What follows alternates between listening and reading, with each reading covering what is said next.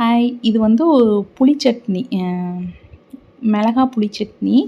இது பண்ணி வச்சுக்கிட்டிங்க அப்படின்னா, புளி அதிகமாக சேர்க்க வேண்டாம்னு நினைக்கிறவங்க இந்த சட்னியை வந்து ஸ்கிப் பண்ணிடுங்க. ஒரு கைப்பிடி அளவுக்கு வரமிளகா, ஒரு கை அளவுக்கு வந்து புளி, ஊற வச்சதுக்க புளி, ஒரு கைப்பிடி அளவுக்கு வந்து பூண்டு நீங்கள் 1½ கைப்பிடி அளவுக்கு கூட வந்து சேர்த்துக்கலாம். அதே அளவு தான் சேர்க்கணும்னு இல்லை. உப்பு, இது எல்லாத்தையும் சேர்த்துட்டு நல்லா நைஸாக அரைச்சிக்கோங்க. நம்ம புளி ஊற வச்சுருந்தோம்னா அந்த தண்ணியை ஊற்றி நைஸாக அரைச்சிக்கோங்க. இதை நீங்கள் மண்சட்டிலையோ இரும்பு கடாயிலையோ வந்து தாளிச்சிங்கன்னா டேஸ்ட் ரொம்ப நல்லாயிருக்கும். இன்றைக்கி வந்து நான் இரும்பு கடாயில் வந்து தாளிச்சிக்கிறேன். நல்லெண்ணெய் விட்டுக்கோங்க. நல்லெண்ணெய் விட்டுட்டு கடுகு, உளுந்தம்பருப்பு சேர்த்துக்கோங்க. அது நல்லா வெடித்ததும் கறிவேப்பிலை வந்து சேர்த்துக்கோங்க. இப்போ கறிவேப்பிலை பொரிஞ்சதும் நம்ம அரைச்சி வச்சுருக்கிறோம்ல பேஸ்ட் மாதிரி அதை சேர்த்துக்கலாம். மிளகா, பூண்டு அதெல்லாம் வந்து சேர்த்துக்கோங்க. அடுப்பை வந்து சிம்மில் இருக்கட்டும். நம்ம இதை சேர்த்து மிக்ஸ் பண்ணுறதுக்குள்ளே வந்து சைட்லலாம் கருகிடக்கூடாது. அப்போ வந்து டேஸ்ட்டு மாறிடும். சிம்லேயே இருக்கட்டும். இப்போ நல்லா எண்ணெயில் வந்து மிக்ஸ் ஆகிற அளவுக்கு வந்து அந்த பேஸ்ட்டை நல்லா மிக்ஸ் பண்ணி விடுங்க. இதுக்கப்புறம் வந்து நீங்கள் அடுப்பை கூட்டியே வைக்க வேண்டாம். சிம்லேயே இருக்கட்டும்.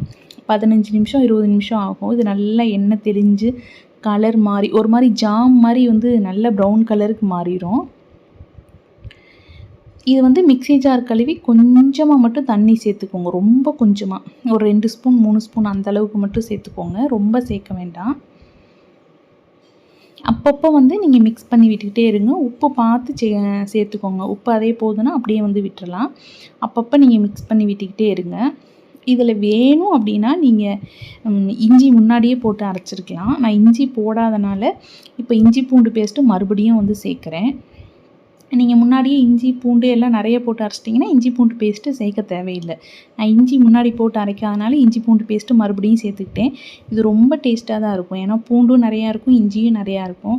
புளி நம்ம மறுபடியும் கொஞ்சம் வந்து சர்க்கரை, நாட்டு சர்க்கரை சேர்ப்போம். அதனால வந்து புளிப்பு, இனிப்பு, காரம் இதெல்லாம் சேர்ந்து சூப்பராக இருக்கும். நீங்கள் மசால் தோசை ஊற்றிட்டு மேலே ஒரு ஸ்பூனில் கொஞ்சமாக எடுத்து அப்படியே தடவி திருப்பி போடாமல் ஒன் சைடாக திருப்பி எடுத்திங்கன்னா சூப்பராக இருக்கும். ரைஸ்க்கு நல்லாயிருக்கும். ஊறுகாய் மாதிரி தொட்டும் சாப்பிட்டுக்கலாம். ரொம்ப நல்லாயிருக்கும். இந்த மாதிரி வந்து நம்ம மிக்ஸ் பண்ணோம்னா கரண்டியோடு சுற்றிட்டு வரணும். அந்த அளவுக்கு வந்து நல்லா எண்ணெயெல்லாம் உறிஞ்சி ஒரு மாதிரி கெட்டியாக வந்துடும். நல்லா இப்போ பார்த்திங்கன்னா அல்வா மாதிரி இருக்கும், இல்லைன்னா தொக்கு மாதிரி நல்லா ஊறுகாய் மாதிரி இருக்கும்.